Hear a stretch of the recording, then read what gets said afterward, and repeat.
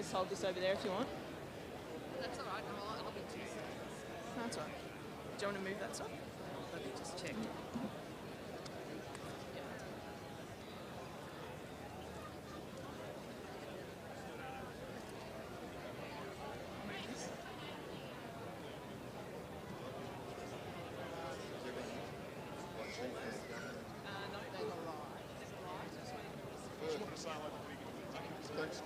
Magic's unfolding today, right? Hey, sir. Ryan, really good to see you. See ya. Good to see you again. How are you? Do good things. There you go. Cheers, sir. Appreciate Yeah, it. good.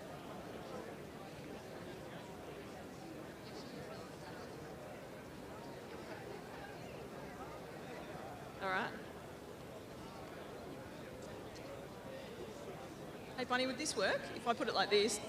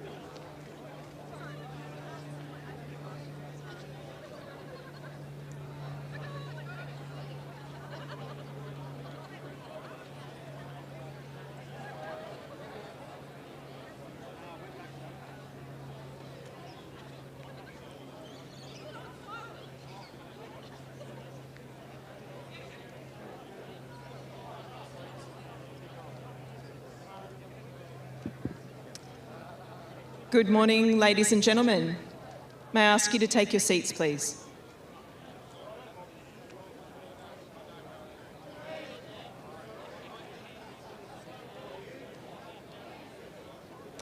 Good morning, ladies and gentlemen. May I ask you to take your seats, please?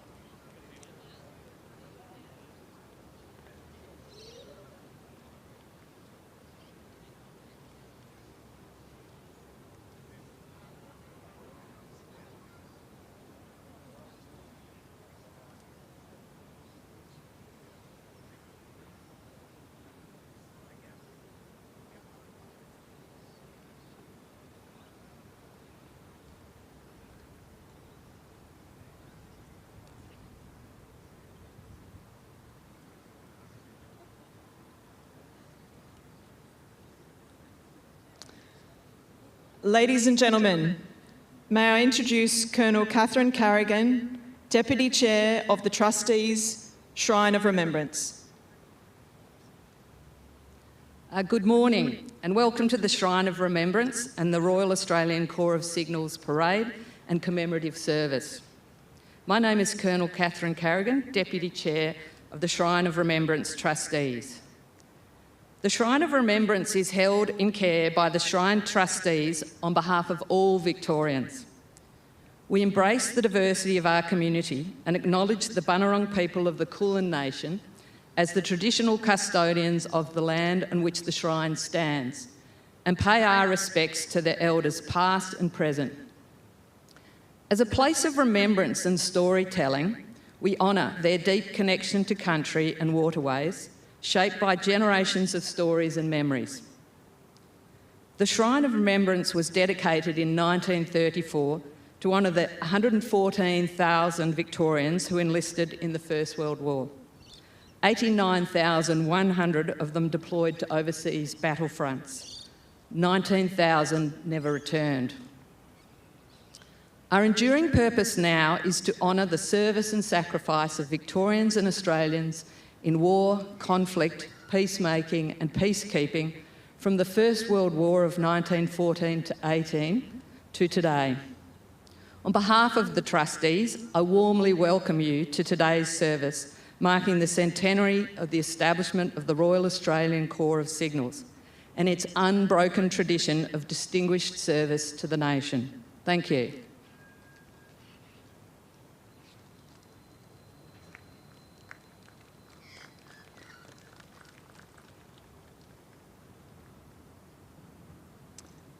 Welcome.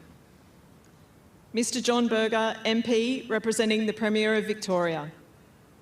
The Honourable Kate Thwaites, Member for Jagga Jagga. Mr Gavin Pearce, MP, Member for Braddon. Colonel Catherine Carrigan, Deputy Chair of the Trustees of the Shrine of Remembrance. Lieutenant General Susan Coyle, AM, CSC, DSM. General Officers, distinguished guests. Colonel Kent Collard, Royal New Zealand Corps of Signals. Army Indigenous Elder, Auntie Lorraine Hatton, OAM. Serving members, veterans, ladies and gentlemen. On behalf of Brigadier Dean Limmer, CSM, Head of Corps, Royal Australian Corps of Signals, welcome to the Shrine of Remembrance on the occasion of the parade to acknowledge the centenary of the establishment of the Royal Australian Corps of Signals and to commemorate the service of the approximately 107,000 men and women who have served in our Corps' ranks. My name is Lieutenant Colonel Simone Reynolds and I will be the Master of Ceremonies for today's parade. As there is limited seating, I ask that the seats are made available for guests for whom seating is required. As a sign of respect, I request that all mobile phones and devices are switched off or now placed on silent mode. A live stream of this parade is connecting thousands of people from our Signals community, serving members, veterans, and our families across Australia and internationally. The history of the Royal Australian Corps of Signals. Whilst the history of signals can be traced back to the early 1800s across the Australian colonies, the Australian Army did not have signals units when it was raised from the colonial forces on the 1st of March 1901. An Australian Corps of Signallers was initially formed in January 1906, however, it was short-lived. With the introduction of universal training in 1911, the Australian Corps of Signallers was disbanded and subsumed into the Australian Corps of Engineers. The signallers of the 1st Australian Imperial Force, Australian Corps of Engineers, were titled Sapper Signallers. The exponential demand for reliable communications during World War I was such that by the end of the war, the signals elements of the Australian forces had grown to be larger than their parent engineer corps. This era also saw the employment of motorcycle dispatch riders and the introduction of wireless and other communications technologies. In 1925, the Australian Corps of Signals was formed after separating from the Australian Corps of Engineers.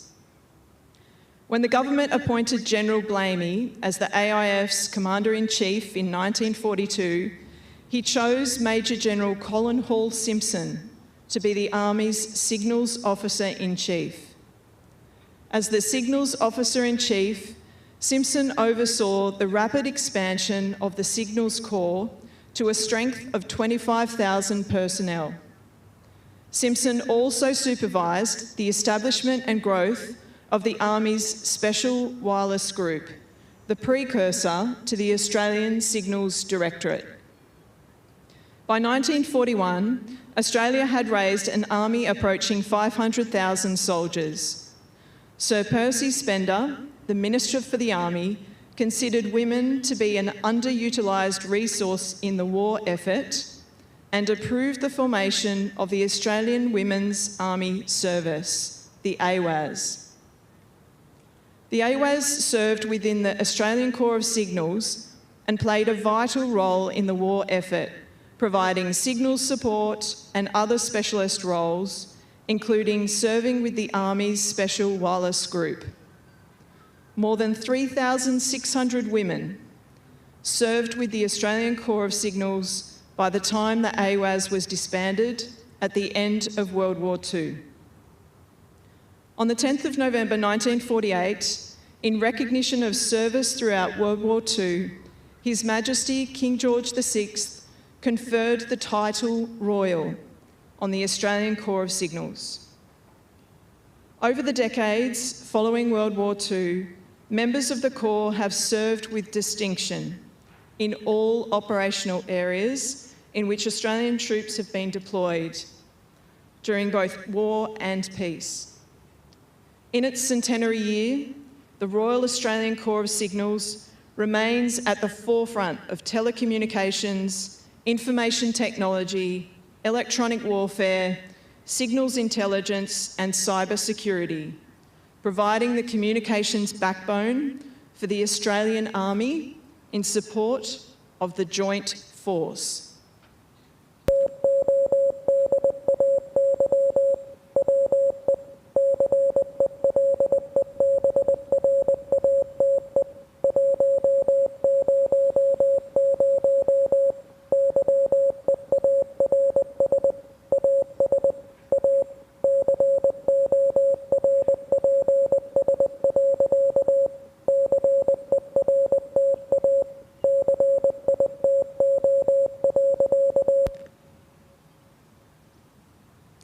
In case your Morse is a little bit rusty, the message you just heard was, today we celebrate 100 years as a Corps, certa cito.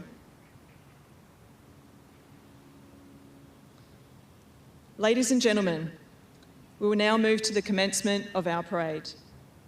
Marching onto the parade ground is Warrant Officer Class 1 Russell Peel, the Corps Regimental Sergeant Major of the Royal Australian Engineers. On this day in 1925, Australian Army Order 71 was issued, stating, approval has been given for the signal engineer units of the citizen forces to be formed into a separate corps and designated the Australian Corps of Signals. Joining Warrant Officer Peel on the parade ground is Warrant Officer Class 1 Ben Golter, the Corps Regimental Sergeant Major of the Royal Australian Corps of Signals.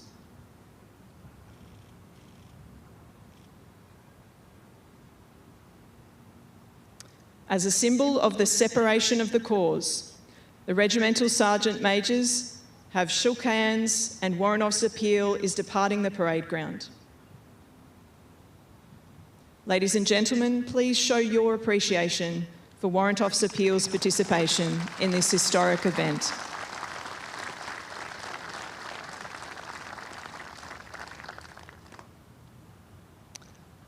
Warrant Officer Golter will now commence marching on the parade. Marcus, and Marcus, flag!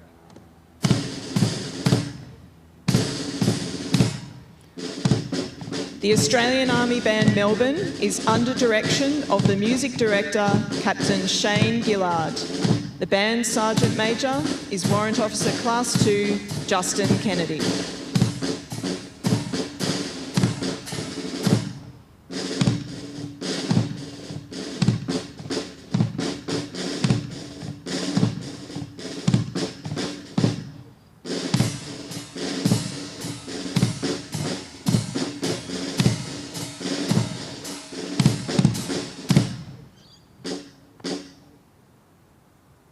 Marcus, move to your right.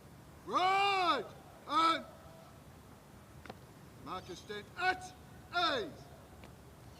From the earliest days of the Corps, signal flags were employed. Signalling on parade is Corporal Ryan McIntosh. In response, the bugler, musician Bailey Lake, will play the call on parade. Signaller, send Oscar Papa.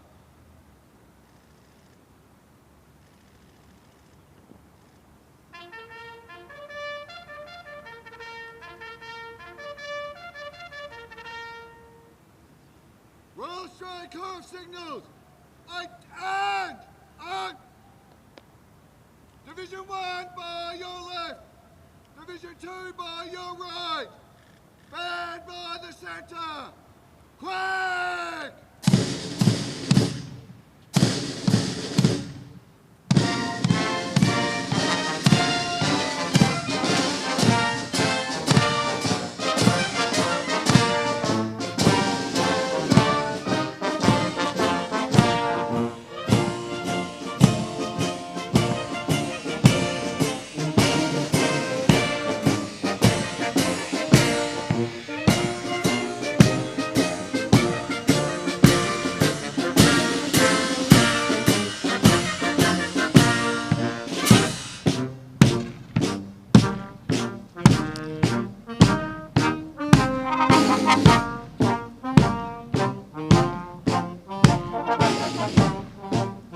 Australian Corps of Signals will parade today as two divisions, with officers and soldiers drawn from signals units and squadrons across the country, distinguished by the coloured patterns of their unit hat badges worn on the side of their slouch hats.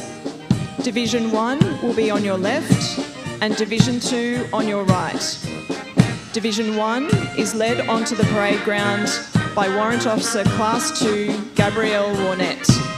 Division 2 is led onto the parade ground by Warrant Officer Class 2 Carl Fisher.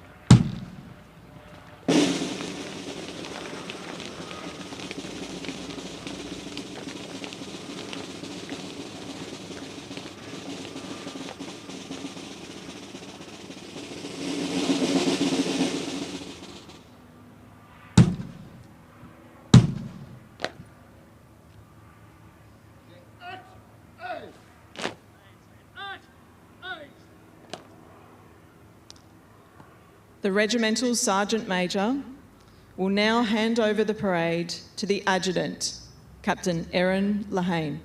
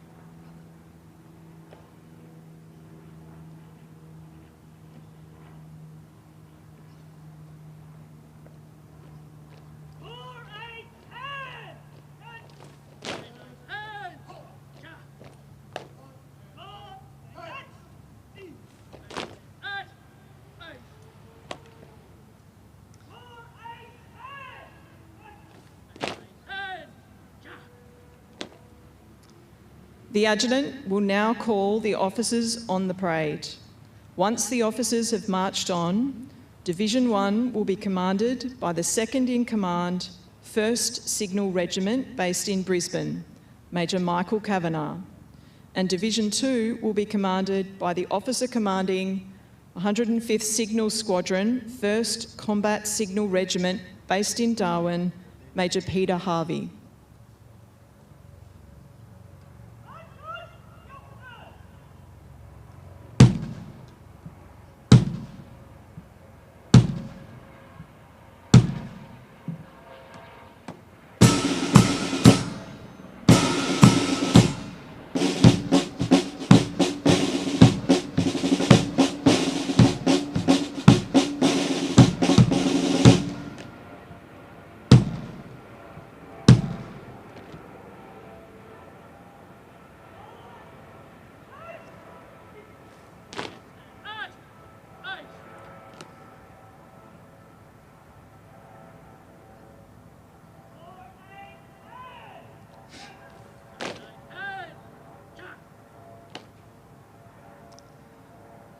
The Adjutant will now hand over the parade to the Parade 2IC, Staff Officer Grade 2, Royal Australian Corps of Signals, Major Michael Lee, in preparation for the arrival of the Parade Commander.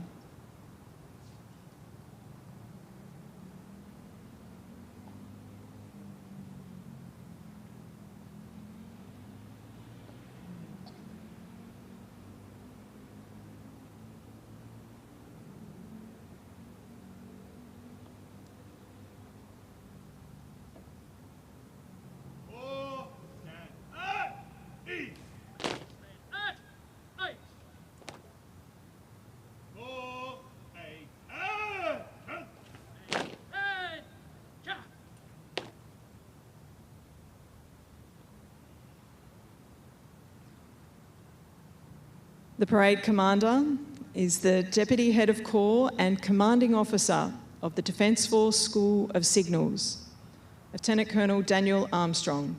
He will now take command of the parade.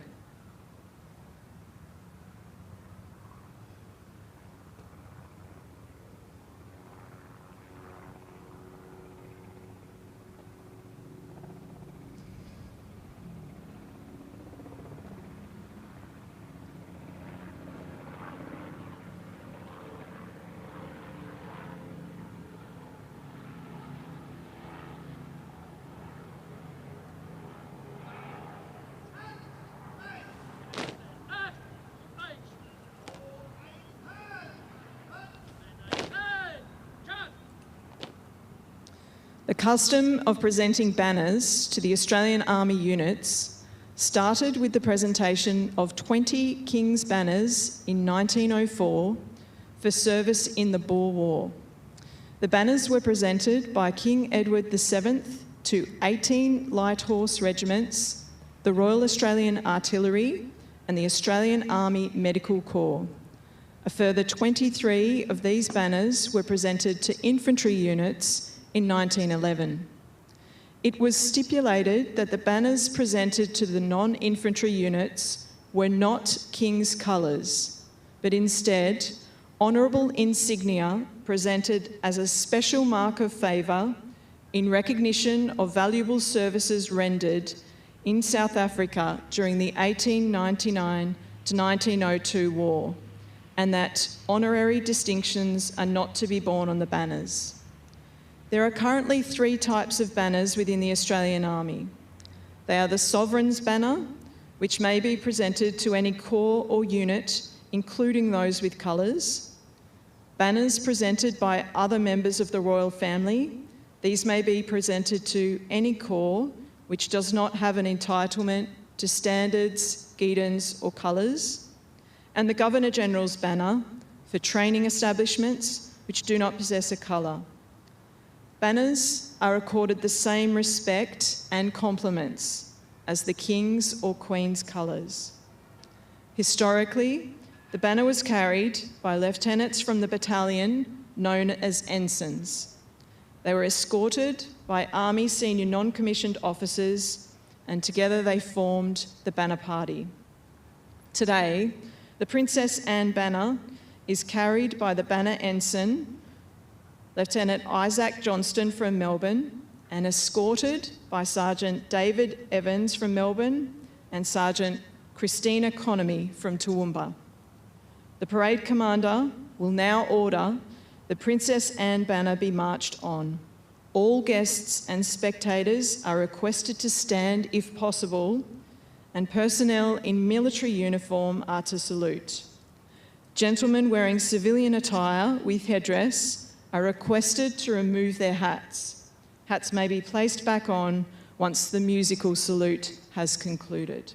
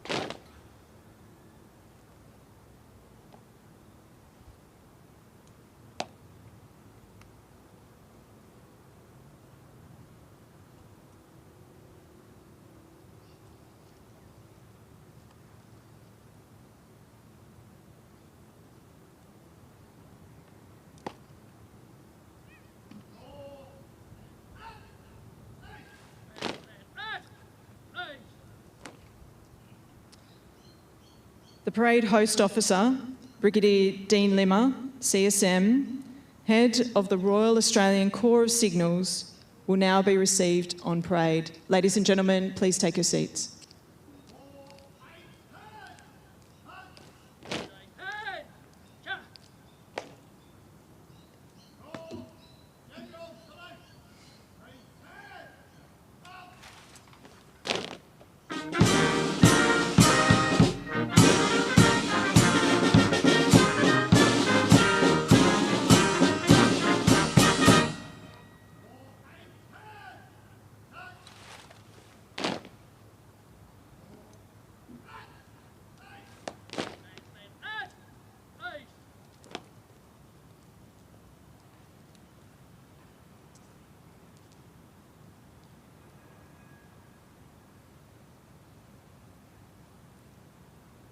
The principal official guest, Lieutenant General Simon Stewart, AO, DSC, Chief of Army, and a former signaller, will now be received on parade.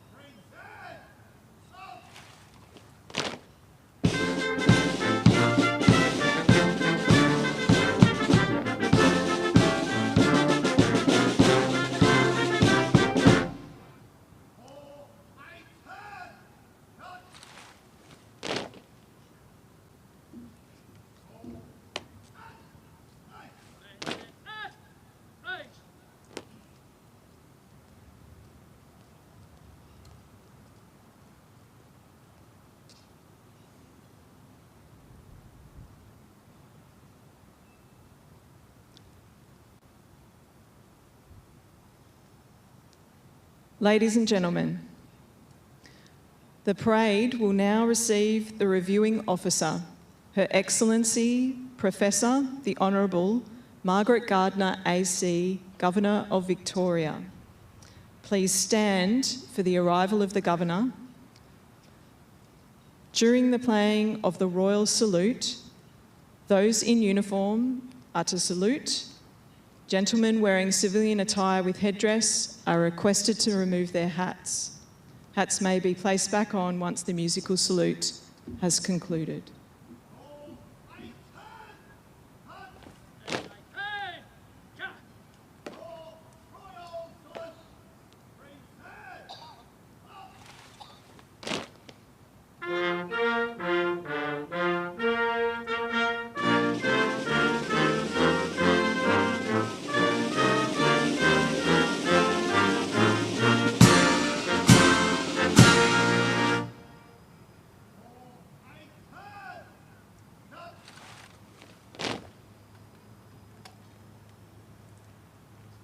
Ladies and gentlemen, please be seated. The parade commander will now invite Her Excellency to inspect the divisions of the Royal Australian Corps of Signals and the Australian Army Band, Melbourne.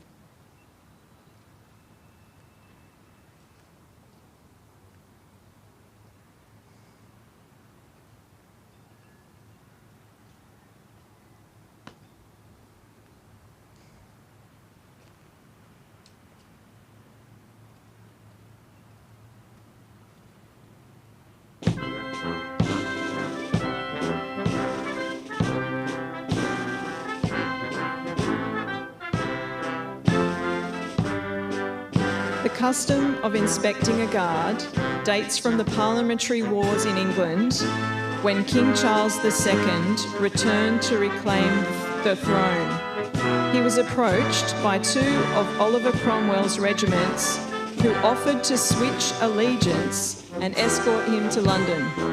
Unsure of their loyalty, the King rode up and down the ranks of each regiment, scrutinising each man's face to determine their loyalty.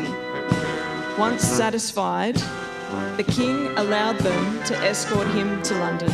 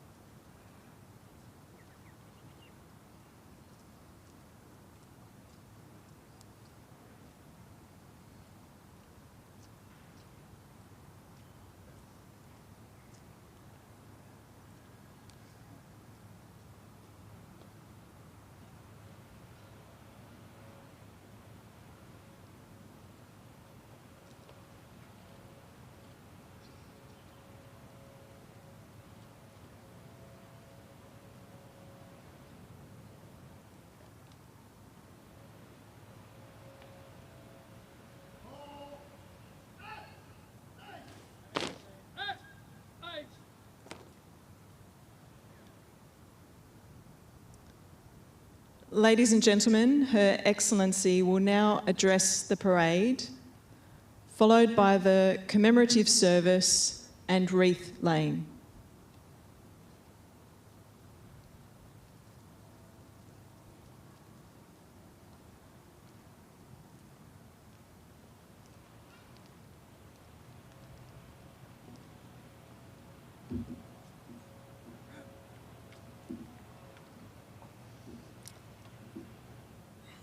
John Berger, representing the Premier of Victoria, the Honourable Kate Thwaites, Federal Assistant Minister for Women, for Social Security and for Ageing, Gavin Pearce, Federal Member for Braddon, Lieutenant General Simon Stewart, Chief of Army, Lieutenant General Susan Coyle, Chief of Joint Capabilities, and senior members of the Australian Defence Force, Commander Wayne Newman, representing the Chief Commissioner of Victoria Police, Brigadier Diane Limmer, Head of Corps, Royal Australian Corps of Signals, Colonel Catherine Carrigan, Deputy Chair, Shrine of Remembrance Trustee, representatives of ex-service organisations, former and current servicemen and women, distinguished guests. It is a wonderful morning. Let me begin by just adding my acknowledgement to what was a wonderful welcome to country by acknowledging the traditional owners of the lands on which the shrine stands, the Boonwurrung people of the Kulin Nation, and pay my respects to their elders past and present. As many of you know very well, the Royal Australian Corps of Signals traces its origins to the Torpedo and Signal Corps, the first regularly formed signal unit in the British Empire. Their work in those early days, while foundational to today's practices, was markedly different, of course, from what the Corps experienced today. As you can imagine, working with signals, communications and torpedoes around the period of the 1870s wasn't easy or safe as an undertaking. On the 11th of July 1873, the Torpedo and Signal Corps held the first public trial here to test the effectiveness of their system.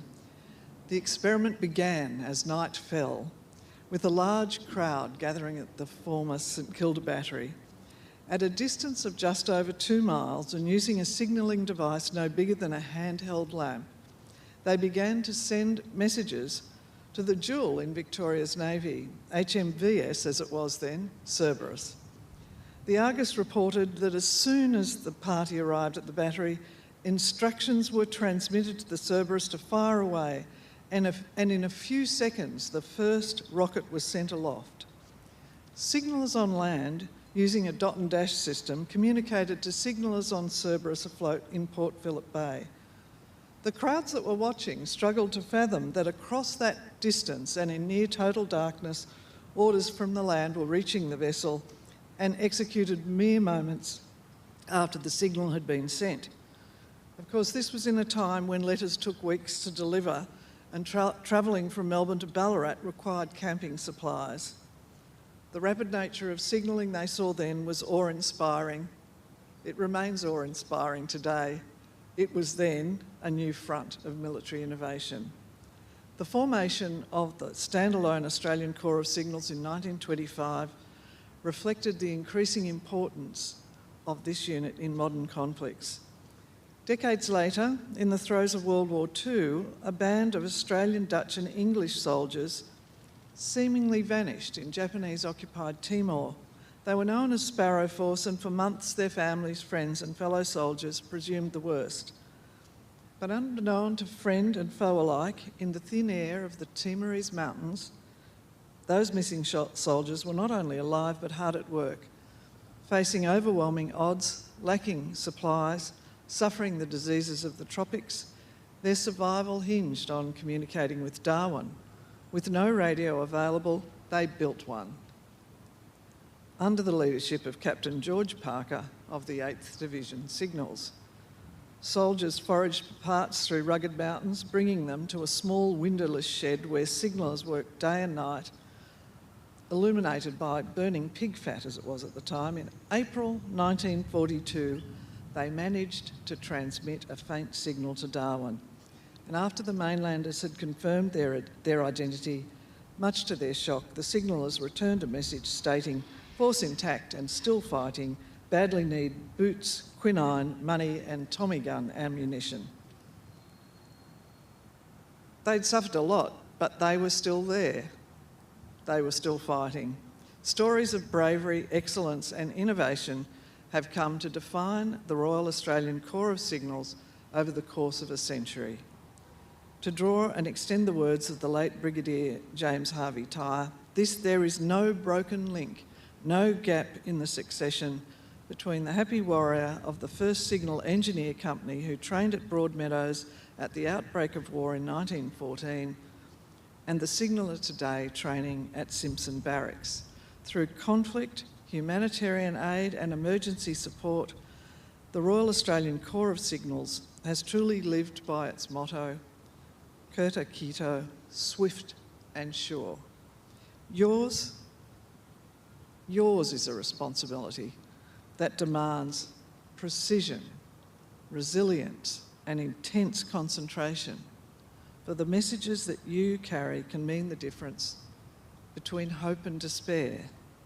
On behalf of the people of Victoria, I want to offer our deepest appreciation for your service, for all the new skills and capabilities you are developing that are important for our future security, and the vital role you play each and every day through your service across our country and abroad.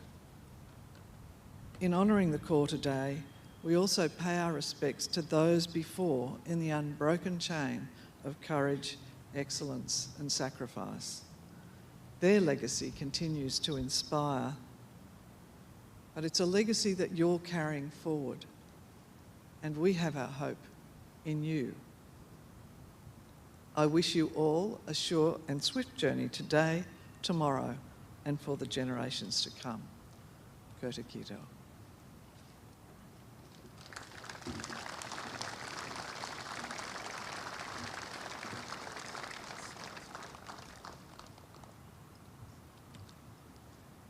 Traditionally here at the Shrine of Remembrance, the catafalque party is provided by the Shrine Guard. On this occasion, it is a great honour for the Royal Australian Corps of Signals to perform this role. Historically, a catafalque is a raised structure supporting a stand that usually holds a coffin. It allows mourners to file past and pay their last respects. A watch or catafalque party was traditionally mounted around the coffin to ensure the safety of the body while it lay in state and to guard a coffin from theft or desecration. The catafalque party consists of 4 members of an armed guard who stand, their heads bowed and their arms reversed. The guard stands facing outward, approximately 1 metre from the coffin or catafalque, as a symbol form of respect for those who have fallen. As the catafalque party mounts, a vigil will also be mounted on the steps of the shrine. Ladies and gentlemen, please stand for the mounting of the catafalque party.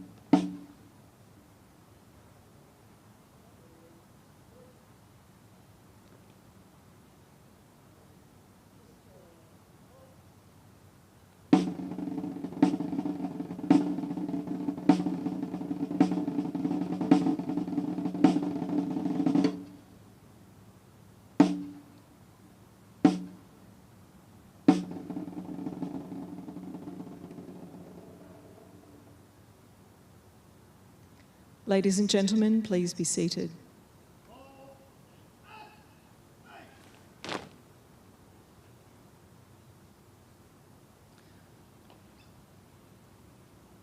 The official wreath laying. Her Excellency, the Governor of Victoria, on behalf of the people of Victoria.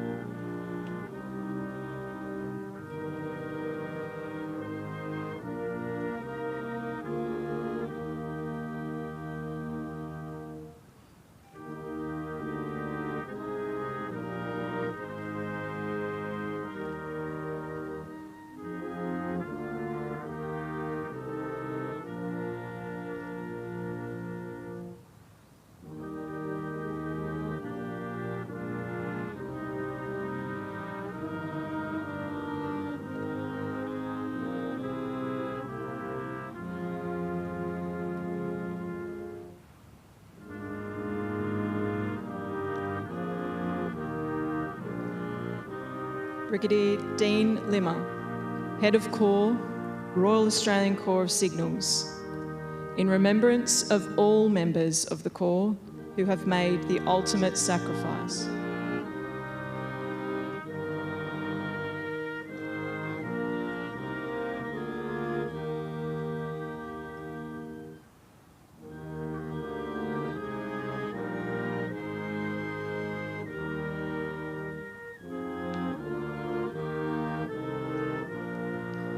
Mr John Berger, MP, representing the Premier of Victoria, the Honourable Kate Thwaites, MP, Member for Jagga Jagga, and Mr Gavin Pearce, Member for Braddon, on behalf of the Parliaments of the State of Victoria and the Commonwealth of Australia.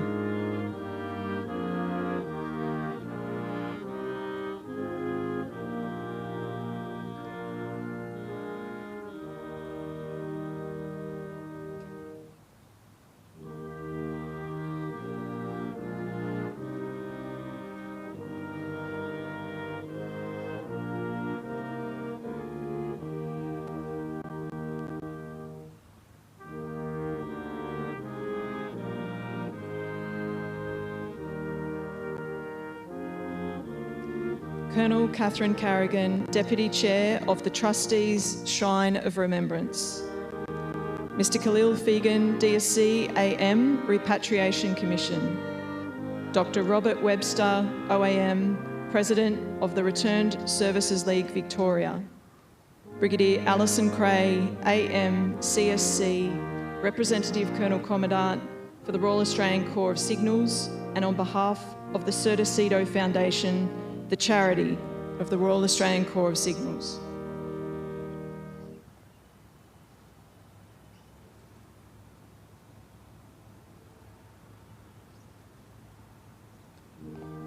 To lay wreaths in tribute to the signalmen and women who served in Special Operations Australia, Coast Watchers, the Independent Commando Companies, Commando Regiments, 126 and 301 Signal Squadron, Colonel Doug Knight, retired, President, Australian Commando Association, Victoria.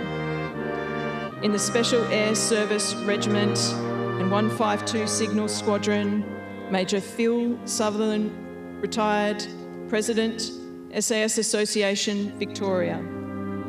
In Divisional Signals Regiments and Squadrons throughout the Second World War, Korea, Vietnam, and subsequent warlike and peacekeeping operations, Mr Gavin Lee, President, Royal Australian Signals Association, Victoria.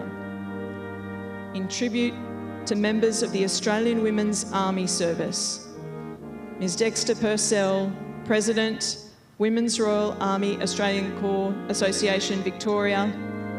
In tribute to the Women's Royal Australian Army Corps, Ms Carol King, Secretary of the Women's Royal Australian Army Corps Association, Victoria. And in tribute to members of the Postmaster General's Department, Cable and Wireless, Telecom and Telstra, Mr Ryan Balfour, Telstra.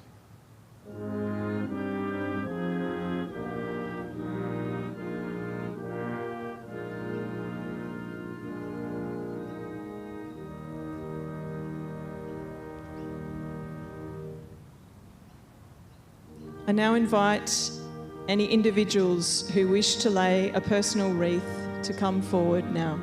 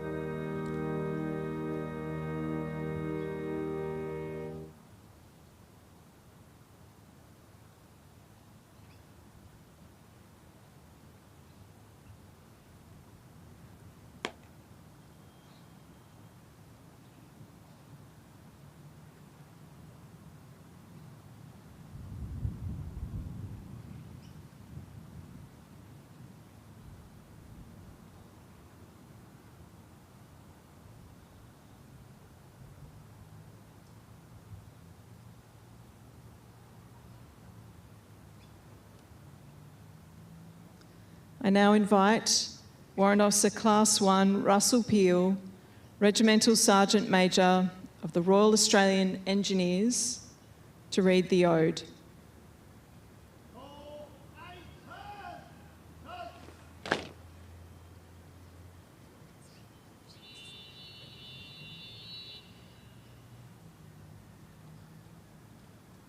They shall grow not old, as we that are left grow old. Age should not weary them, nor the years condemn. At the going down of the sun, and in the morning, we will remember them.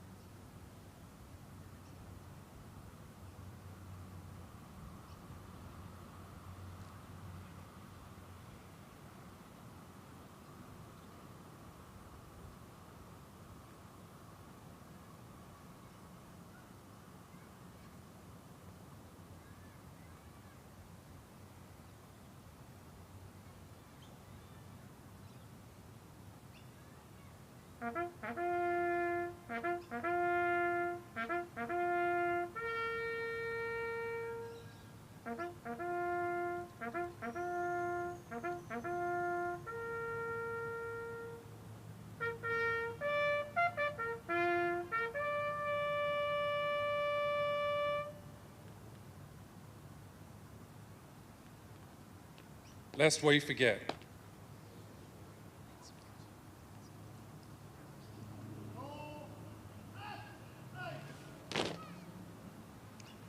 Ladies and gentlemen, please remain standing and face the flags. Members in uniform are to salute. Gentlemen in civilian attire wearing headdress are requested to remove their hats during the playing of the national anthem.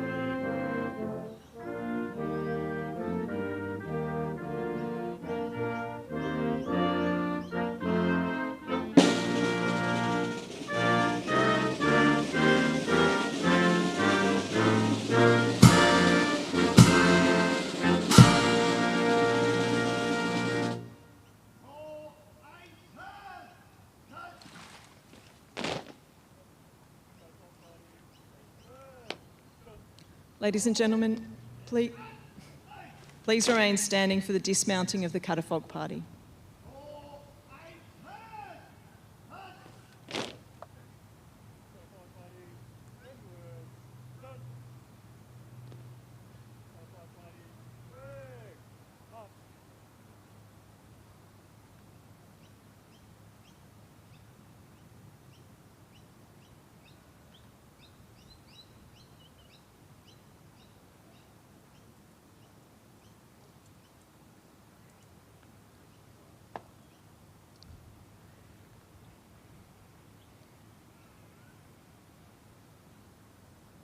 Ladies and gentlemen, please remain standing as the parade will now advance in review order.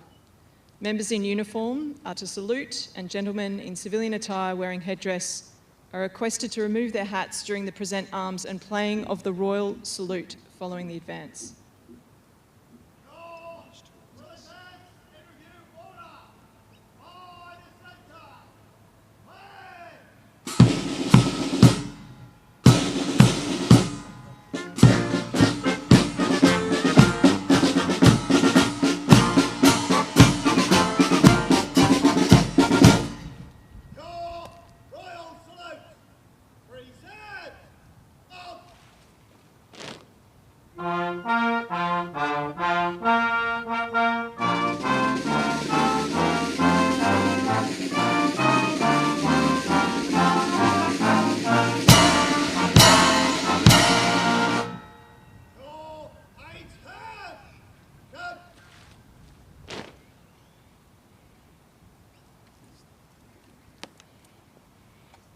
Ladies and gentlemen, Her Excellency Professor the Honourable Margaret Gardner, AC, Governor of Victoria, will now depart the parade.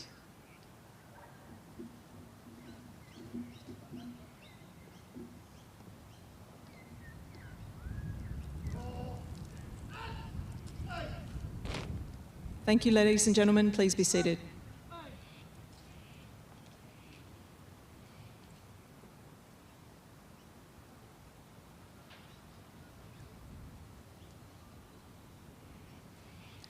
The principal official guest, Lieutenant General Simon Stewart, AO, DSC, Chief of Army, will now depart the parade.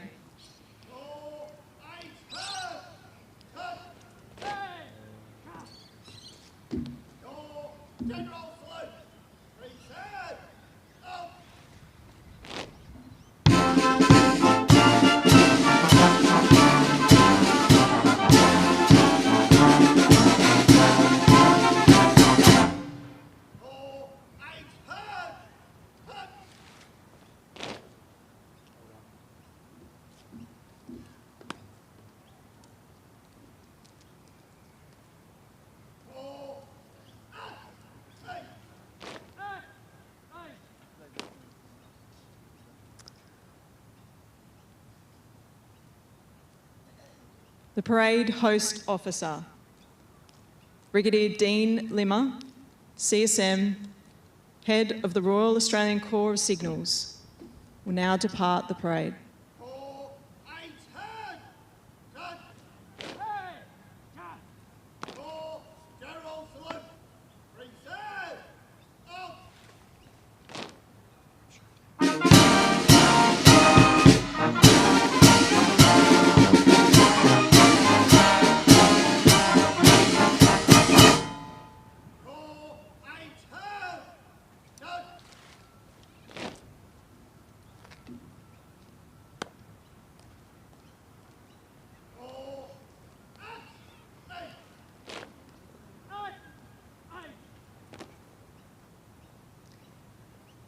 Ladies and gentlemen, please stand for the march off of the Princess Anne banner. Guests in uniform are reminded to salute the playing of Point of War. Gentlemen in civilian attire are requested to remove their headdress.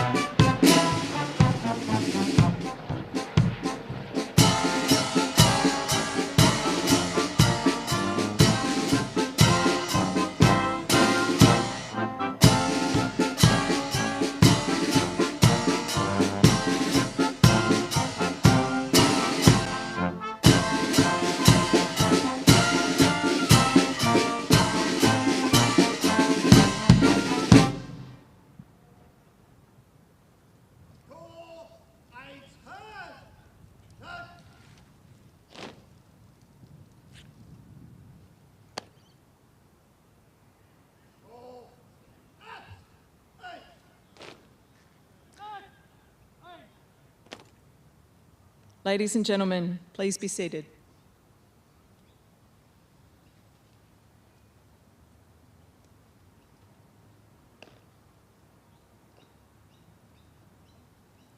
The parade commander will now hand over the parade to the second in command.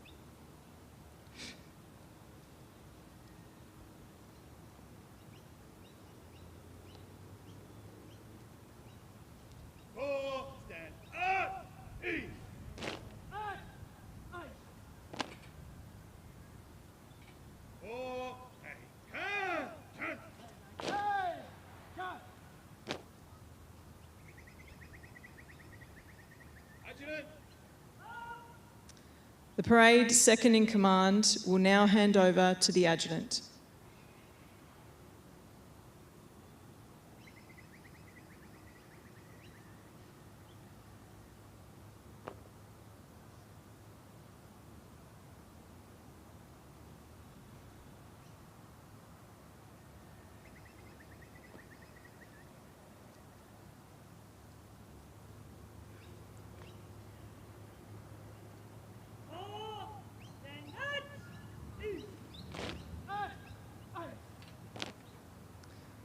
The adjutant will now march off the officers.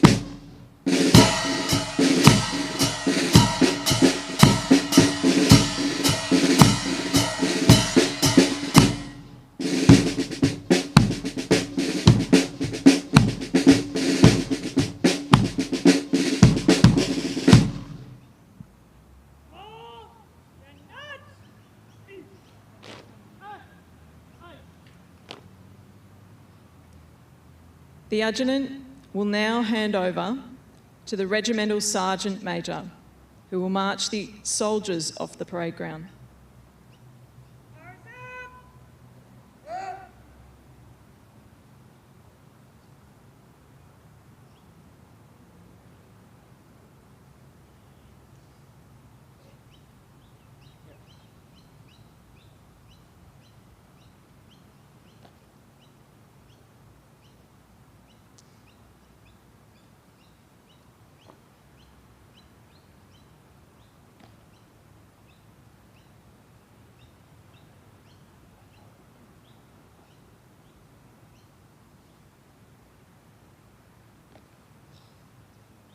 Royal Australian Corps of Signals, and come! Right, order, out! Inward! Division 1 by your right, Division 2 by your left, band by the centre, quick!